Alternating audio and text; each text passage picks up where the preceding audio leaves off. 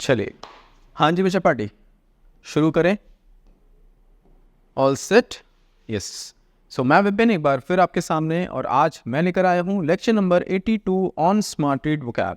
As always आज के इस लेक्चर में मैं डिस्कस करने वाला हूँ स्मार्ट रीड नंबर 82 में जो पैसेज हमने आपके लिए पिक किया है इंग्लिश लैंग्वेज का, उसकी difficult complex important words, phrases, idioms या फिर फ्रेजल वर्ब्स को। चलिए शुरू करते हैं आज के पहले वर्ड के साथ, जो कि है अपटिक। रेफरेंस क्या लिखा है? An uptick in agricultural growth in subsequent quarters on the back of a better monsoon will provide a strong impetus.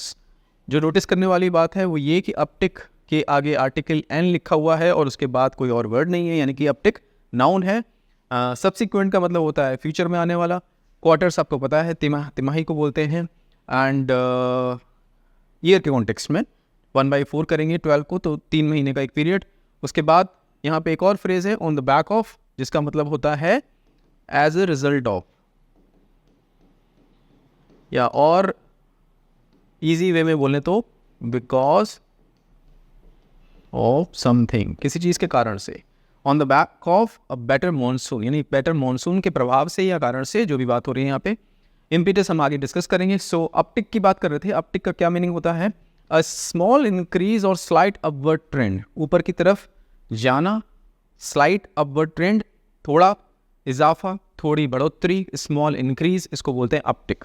ठीक है, खास करके ग्रोथ के कॉन्टेक्स्ट में आएगा, फाइनेंस के कॉन्टेक्स्ट में आएगा, बिजनेस के कॉन्टेक्स्ट में आएगा अपटिक, है ना। सो जहाँ पे ग्रोथ की बात हो रही होगी, जहाँ इंक्रीज की बात हो रही होगी, उसके कॉन्टेक्स्ट में हम अपटिक यूज़ करेंगे। अब ये जो बार ग्राफ है आप इसमें देख रहे हैं, जो ग्रोथ है वो मार्जिनल है, बहुत ज़्यादा ग्रोथ नहीं है, स्टीप ग्रोथ नहीं देखने को मिल रही है हमें। अपटिक यहाँ पे हमें देखने को मिल रहा है। 4 सेंटेंसेस डिस्कस करते हैं, देखते हैं कौन सा कॉन्टेक्चुअली या ग्रामेटिकली करेक्ट है और कौन सा नहीं। We noticed an uptick in customer complaints after the service changes were implemented. किसी कंपनी ने अपनी सर्विसेज में कुछ चेंजेस किए जिसके कारण से उनको जो कंप्लेंट्स मिल रही हैं उनमें एक थोड़ा इजाफा देखने को मिल रहा है। सही है sentence. The uptick of the weather was refreshing after several weeks of rain. मैंने अभी बताया आपको, अपटिक आएगा तो बिजनेस के कॉन्टेक्स्ट में आ सकता है, ग्रोथ के कॉन्टेक्स्ट में, इकोनॉमी के कॉन्टेक्स्ट में। सो यहाँ पे वेदर के कॉन्टेक्स्ट में अपटिक का यूज़ गलत है। चेंज इन वेदर बोल सकते थे, है ना, यहाँ पे ये अपटिक गलत है। The pandemic led to an uptick in online shopping as people avoided physical stores. Pandemic के टाइम पे, कोविड के टाइम पे लोग फिजिकल स्टोर्स पे जाना अवॉइड कर रहे थे, तो हमें ग्रोथ कहाँ पे देखने को मिली? ऑनलाइन शॉपिंग में अपटिक देखने को मिला, है ना, बढ़ोतरी। This year, there's been an uptick in annual inflation as per the data released by the RBI. RBI के डेटा ने, RBI ने जो डेटा रिलीज किया उसमें हमें देखने को मिल रहा है एनुअल इन्फ्लेशन, यानी सालाना जो महंगाई है, महंगाई की दर वो बढ़ गई है। सो ये भी सही है। सो आई होप आपको समझ में आ गया हो context and meaning. Synonyms discuss करते हैं। इंक्रीज, राइज, ग्रोथ, तीनों एक जैसे हैं। एंड एंटोनिम्स की बात करें तो डिक्लाइन, स्टैग्नेशन, रिडक्शन। स्टैग्नेशन किसी प्रीवियस लेक्चर में डिस्कस कर चुके हैं। थमे हुए, पानी के कॉन्टेक्स्ट में हमेशा याद रखता हूँ मैं इसको। तालाब का पानी कैसा होता है? स्टेगनेंट होता है। स्टेगनेशन नाउन हो गया, यानी कि कुछ भी चीज़ जो थमी हुई है ना, वहाँ पे ग्रोथ नहीं है, सड़ गया है सब कुछ, स्टेगनेशन। चलिए, next word is impetus. Reference हम ऑलरेडी पढ़ चुके हैं। इम्पिटस का क्या मीनिंग है? Something that makes a process और एक्टिविटी हैपन और हैपन मोर क्विकली। कोई चीज़ जो किसी दूसरी एक्टिविटी या प्रोसेस को तेज़ कर दे, उसका मोमेंटम जो था उसको और इंक्रीज कर दे, बढ़ोतरी ले आए उसमें, एनकरेजमेंट का काम करे, प्रोत्साहन का काम करे, है ना, इंस्पिरेशन का काम करे, मोटिवेशन का काम करे, तो हम उसको इम्पेटस बोलते हैं। केमिस्ट्री में जो केमिकल रिएक्शन होते हैं उसमें एक वर्ड था कैटलिस्ट, और कैटलिस्ट जहाँ पे यूज़ होता है उस केमिकल रिएक्शन की जो प्रोसेस है वो फास्टर हो जाता था जब भी हम उसे यूज़ करते थे। जो पढ़ते समय हमने देखा, जो नॉलेज हमने गेन की, उसमें उसको हम कैटलिस्ट बोलते थे। सो इम्पिटस वही है, सिनोनिम हो सकता है उसका। चलिए डिस्कस करते हैं एग्जांपल के साथ इसको। Economic reforms of 1991। The economic reforms of 1991 provided a significant impetus for India's growth leading to rapid economic development and globalisation. 1991 में जो इकोनॉमिक रिफॉर्म्स हुए, उन्होंने क्या काम किया? उन्होंने सिग्निफिकेंट इम्पिटस का काम किया, यानी एक प्रोत्साहन दिया, पूरी इकोनॉमी को रिवाइव कर दिया। जो सब कुछ ख़त्म सा लग रहा था उसको रिवाइव कर दिया। FDI आया और लाइसेंस राज ख़त्म हुआ। सो लोगों ने जो बिज़नेस नहीं कर पा रहे थे वो उन्होंने बिजनेस स्टार्ट किए और एम्प्लॉयमेंट बढ़ा, यानी ओवरऑल इकोनॉमी की ग्रोथ हुई। सो इम्पिटस का काम किया रिफॉर्म्स ने।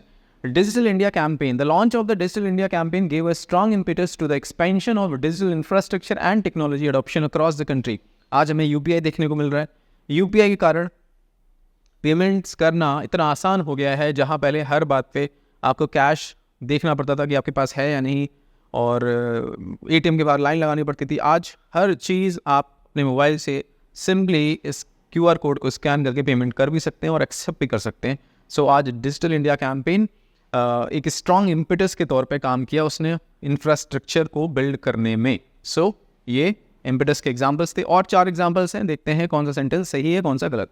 The financial support acted as an impetus for the development of the new product line. कोई प्रोडक्ट लाइन मतलब कोई कंपनी है वो नए प्रोडक्ट अपने लाना चाहती है मार्केट में, तो फाइनेंशियल सपोर्ट जो मिला उसको फाइनेंस डिपार्टमेंट से, वो उसने कैसे काम किया, उसने एक इम्पिटस के तौर पे काम किया, प्रोत्साहन, ठीक है, encouragement.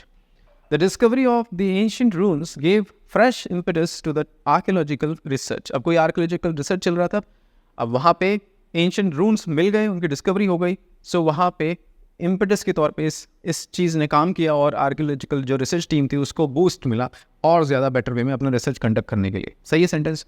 The community support served as a powerful impetus for the local charity event. Community ने सपोर्ट किया, जो चैरिटी इवेंट थी उसमें डोनेट किया, बढ़ चढ़ के हिस्सा लिया. सो इससे भी जो इवेंट थी वहाँ की उसको भी इम्पिटस मिला, है ना, बिल्कुल सही.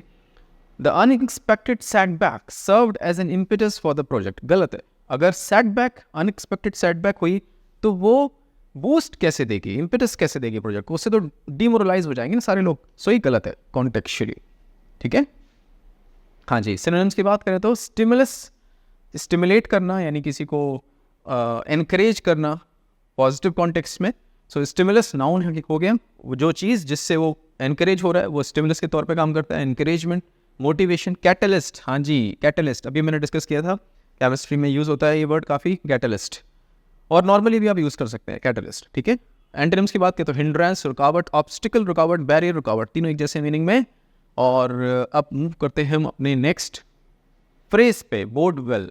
बोर्ड बेसिकली वर्ब होती है, और बोर्ड का मतलब होता है कोई शुभ संकेत देना या अशुभ संकेत देना. ओमन, है ना, हम ओमन किसी प्रीवियस लेक्चर में डिस्कस कर चुके हैं. ओमन क्या होता है, शकुन बेसिकली. और अच्छा बुरा वो कॉन्टेक्चुअली होगा डिस्कस, मतलब कॉन्टेक्चुअली डिसाइड करेंगे अच्छा हुआ कि बुरा हुआ. आज जो भी आपके घरों में चलता होगा कि ये हो गया तो शकुन है, ये हो गया तो अपशकुन है. सो बोर्ड वेल यानी कि कुछ अच्छा आगे के लिए बताना, कुछ भविष्यवाणी करना, बट कैसे, बेहतरी के लिए, है ना, शुभ संकेत बताना. Board well. रेफरेंस पढ़ते हैं. Agriculture grew by a mere 2%. However, the normal monsoon bodes well for kharif crops sowing and soil moisture retention in the coming months. यानी कि नॉर्मल मानसून बोड्स वेल, यानी जो मानसून हुआ, जो expected था जैसा हुआ, वो आगे शुभ संकेत दे रहा है खरीफ क्रॉप सोइंग के लिए या सॉइल मॉइस्चर रिटेंशन के लिए, ठीक है. सो मीनिंग क्या है, to be a sign that something good और favourable will happen in the future, यानी कि कुछ अच्छा होगा आगे फ्यूचर में, उसके लिए एक इंडिकेशन मिल रहा है. Bode well. Past form boded, past participle boded. हाँ जी, एग्जाम्पल्स पढ़ते हैं. Successful launch of Chandrayaan 3. The successful launch of Chandrayaan 3 bodes well for India's ambitions in space exploration and its position as a leader in space technology. हम चंद्रयान 3 को successfully conduct कर पाए, launch कर पाए उसको. सो ये आगे के लिए अच्छे संकेत देता है, जो हमारे स्पेस एक्सप्लोरेशन मिशन होंगे उसके लिए अच्छे संकेत देता है. Improvement in GDP growth rates. The recent improvement in India's GDP growth rates bodes well for the country's economic recovery and long-term financial stability. ये भी बिल्कुल सही है, आगे के लिए शुभ संकेत देना, है ना. Increase in foreign direct investment. The recent surge in foreign direct investment bodes well for India's economic growth, signaling increased confidence from international investors. FDI अगर इंडिया में आ रहा है, सर्ज हमें देखने को मिल रहा है, सर्ज यानी बढ़ोतरी, और काफ़ी अच्छे वे में. अपटिक मार्जिनल बट ये सिग्निफिकेंट, है ना, growth. Surge in foreign direct investment boards well for India's economic growth. यानी अगर एफडीआई आ रहा है तो यानी कि भाई सीधा सीधा है ना, कोई पैसा अगर इन्वेस्ट कर रहा है बाहर से इंडिया में तो उसको दिख रहा है कि यहाँ पे आगे फ्यूचर है, यहाँ पे ग्रोथ है. सो इकोनॉमिक ग्रोथ ओवरऑल होगी कंट्री की. सो ये तीनों एग्जाम्पल बिल्कुल सही है कॉन्टेक्चुअली. अब पढ़ते हैं 4 सेंटेंसेस, देखते हैं कौन सा सही है कौन सा गलत। The positive reviews board well for the movies box office success. कोई मूवी रिलीज हुई, उसके लिए रिव्यूज़ आए मार्केट में, और वो रिव्यूज़ जो थे वो आगे का संकेत उन्होंने दिया कि वो सक्सेसफुल होगी ही होगी। बिल्कुल सही है। The recent increase in investor confidence boards well for the future of the stock market. Investor ने पैसा लगाया शेयर मार्केट में, तो इससे स्टॉक मार्केट का जो फ्यूचर है उसमें हमें दिख रहा है कि भाई आगे यहाँ पे जो चीज़ें होनी हैं वो अच्छी ही होंगी। Boards well. The heavy rain on the day of the event bodes well for the turnout of the guests. Heavy rain अगर हो गई इवेंट के दिन तो वो शुभ संकेत कैसे देगी? जब हैवी रेन हो रही है तो ऑब्वियसली लोग कम आएंगे ना, तो गलत है ये। The sudden drop in sales does not bode well for the company's future profitability. अचानक से जो सेल्स में डिप आया, ड्रॉप आया, वो शुभ संकेत नहीं देता है कंपनी की प्रॉफिटेबिलिटी को लेते हुए, उसको कंसीडर करें तो ये सेंटेंस सही है। डज नॉट बोड वेल यानी शुभ संकेत नहीं देता। ठीक है, चलिए सिनोनिमस फ्रेज, इंडिकेट फेवरेबली यानी कि कुछ अच्छे संकेत देना, सिग्नल इंप्रूवमेंट कुछ बेहतरी के लिए बताना, फोकास्ट सक्सेस यानी कि आगे की भविष्यवाणी करना सक्सेस को लेके, या सक्सेस मिलेगी, पॉजिटिव है तीनों। एंटोनिम्स की बात करें तो सजेस्ट हार्म कुछ गड़बड़ बताना, प्रिडिक्ट नेगेटिवली कुछ नेगेटिव प्रिडिक्ट करना, ये सारे एंटोनिम्स के तौर पे कंसीडर किए जा सकते हैं। आई होप आपको समझ में आ गया पूरी तरीके से। नेक्स्ट वर्ड इज आउटलुक, बड़ा अच्छा वर्ड है। Reference, how does the 6.7% number impact the outlook for the year. Meaning क्या है आउटलुक का? The prospect for the future. अब एक कॉन्टेक्स्ट में, जो कॉन्टेक्स्ट पैसेज का है उस कॉन्टेक्स्ट में मीनिंग है the prospect for the future, संभावना आगे की, है ना, भविष्य की संभावना, आउटलुक। और दूसरा एक मीनिंग होता है इसका एटीट्यूड, आपका नज़रिया। आउटलुक, किसी का आउटलुक डिसाइड करता है कि वो व्यक्ति ज़िंदगी कैसी जिएगा। नज़रिया पॉजिटिव है या नेगेटिव है, हर बात में वो आउटलुक पॉजिटिव रखता है या नेगेटिव रखता है। सो आउटलुक एटीट्यूड के लिए भी यूज़ करते हैं और नज़रिए के लिए। और यहाँ पे हम बात करते हैं पैसेज कॉन्टेक्स्ट में प्रॉस्पेक्ट फॉर द फ्यूचर, भविष्य की संभावना, प्रॉस्पेक्ट्स यानी आउटलुक। चलिए, economic focus, the reserve bank of India revised it's economic outlook for the next fiscal year. अब यहाँ पे जो इकोनॉमिक आउटलुक है, आउटलुक नाउन के तौर पे यूज हो रहा है यानी कि संभावना। इकोनॉमिक आउटलुक की यानी इकोनॉमी को देखते हुए फ्यूचर की संभावना की बात हो रही है नेक्स्ट फिस्कल ईयर के कॉन्टेक्स्ट में। Health care improvements, India's outlook for tackling public health challenges such as eradicating malaria by 2030 has improved with recent technological advancements. India's outlook यानी भविष्य में इंडिया टैकल कैसे करता है मलेरिया को 2030 तक पूरी तरीके से उसका उन्मूलन करने की बात हो रही है, वो इंक्रीज हो गया। यानी ये जो चैलेंज है इसमें इंडिया का जो ट्रैक है उसमें हमें इम्प्रूवमेंट देखने को मिल रही है। किसके कारण से? विद रीसेंट टेक्नोलॉजी एडवांसमेंट्स, यानी इन एडवांसमेंट्स के कारण से हमें दिख रहा है कि हम मलेरिया को 2030 तक इंडिया में पूरी तरीके से उन्मूलन उसका कर देंगे। सो इंडियाज आउटलुक यानी इंडिया के फ्यूचर की कॉन्टेक्स्ट में बात हो रही है। Tech industry growth, the outlook for India's IT sector remains positive with increase demand for digital transformation services globally. अब इंडिया की IT सेक्टर के आउटलुक की बात हो रही है, उसके फ्यूचर की बात हो रही है कि फ्यूचर में क्या संभावना है, वो संभावना में दिख रही है कि अच्छी संभावना है, पॉजिटिव है सब कुछ, क्योंकि वर्ल्ड लेवल पे डिजिटल ट्रांसफॉर्मेशन सर्विसेज की बहुत ज़्यादा डिमांड है। ठीक है, चलिए 4 सेंटेंसेस में देखते हैं यूज़ इनका आउटलुक का और देखते हैं कौन सा सही है कौन सा गलत है। Job markets outlook has improved significantly after the policy changes. कोई पॉलिसी चेंज हुई, उससे जॉब मार्केट के फ्यूचर में जो और जॉब्स आने वाली हैं उसमें हमें दिख रहा है कि इम्प्रूव होगा सब कुछ सिग्निफिकेंटली। बिल्कुल सही है। The company's financial outlook for the next quarter looks promising due to recent investment. नए इन्वेस्टमेंट्स हुए कंपनी में, तो फाइनेंशियल आउटलुक हमें दिख रहा है अगले क्वार्टर के लिए प्रॉमिसिंग है, यानी कि बेहतरी ही होगी कुछ। The projects long term outlook is bright given the current trends in the industry. बिल्कुल सही है भी।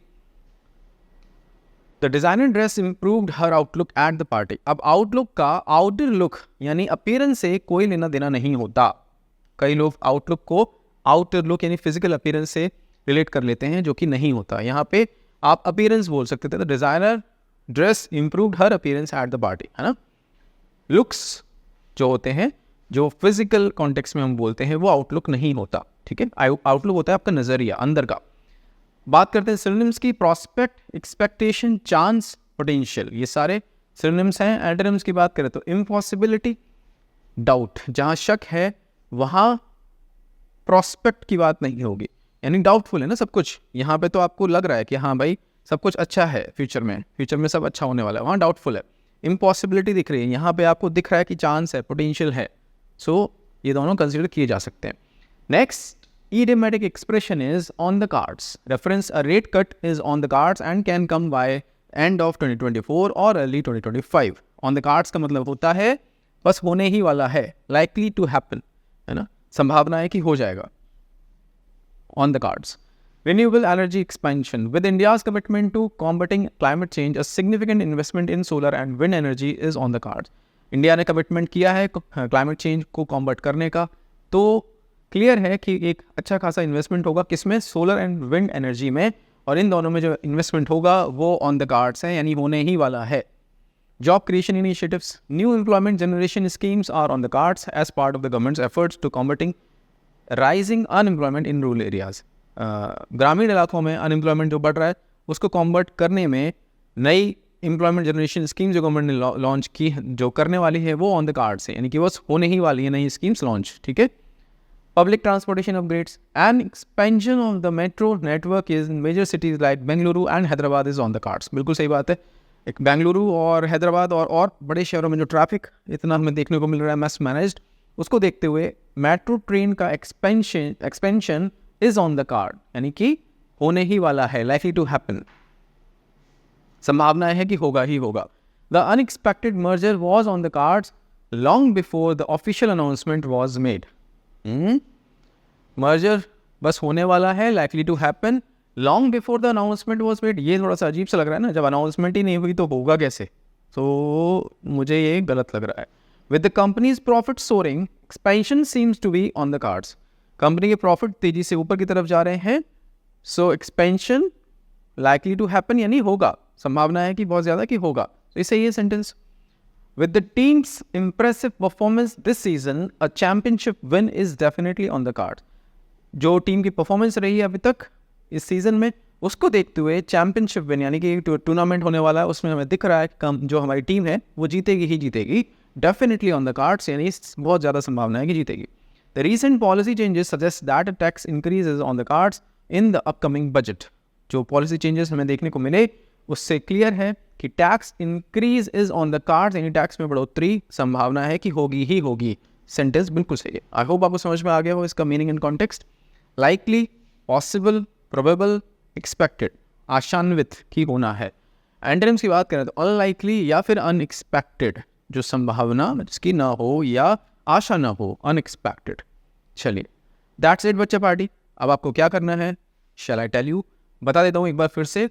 होमवर्क के तौर पे हर एक वर्ड या जो एक्सप्रेशंस आपने पढ़े उन पे बनाना है आपको खुद का अपना सेंटेंस, उनके सही कॉन्टेक्स्ट में, और आपके सेंटेंसेस के कॉम्बिनेशन को एक सिंगल कमेंट के तौर पे ड्रॉप कर देना है इस वीडियो लेक्चर के कमेंट्स सेक्शन में। अगर आप ऐसा करते हैं तो सबसे ज़्यादा आप लर्न करते हैं। दूसरा काम, मैं अवेलेबल हूँ टेलीग्राम पे, this is my user name. जिन भी बच्चों ने स्मार्ट रीड कोर्स परचेज कर लिया है पर अभी तक किसी भी रीज़न से हमारे प्राइवेट टेलीग्राम ग्रुप से नहीं जुड़े हैं, प्लीज़ मेक श्योर आप जुड़ें, बिकॉज एक्चुअल डिस्कशन वहीं पर हो रहा है। हर बार बोलता हूँ मैं, करना क्या है, सिंपली अपना पेमेंट का स्क्रीनशॉट मेरे साथ शेयर करें यहाँ पे, और मैं शेयर करूँगा हमारे टेलीग्राम ग्रुप का लिंक। ग्रुप ज्वाइन करें, ग्रुप ज्वाइन करें, ग्रुप ज्वाइन करें, ठीक है। तीसरा काम, पूरा लेक्चर आपने देखा, लेक्चर नंबर 82। अब आपको जाना है आपके स्मार्ट रीड कोर्स के डैशबोर्ड पे और अटैम्प्ट करनी है smart read drill number 82। Attempt करने के बाद आपको पिक करनी है आपकी आरसी स्पीड क्या रही इस पर्टिकुलर एक्सरसाइज में, और आपका आरसी लेवल क्या रहा। दोनों के स्क्रीनशॉट्स लेके ड्रॉप कर देने हैं हमारे प्राइवेट टेलीग्राम ग्रुप में, so that I can check, I can assess, I can gauge your performance, and then I will be able to help you accordingly. मैं विपिन आपसे मिलता हूँ एक नए लेक्चर में कुछ नए वर्ड्स के साथ। Take care.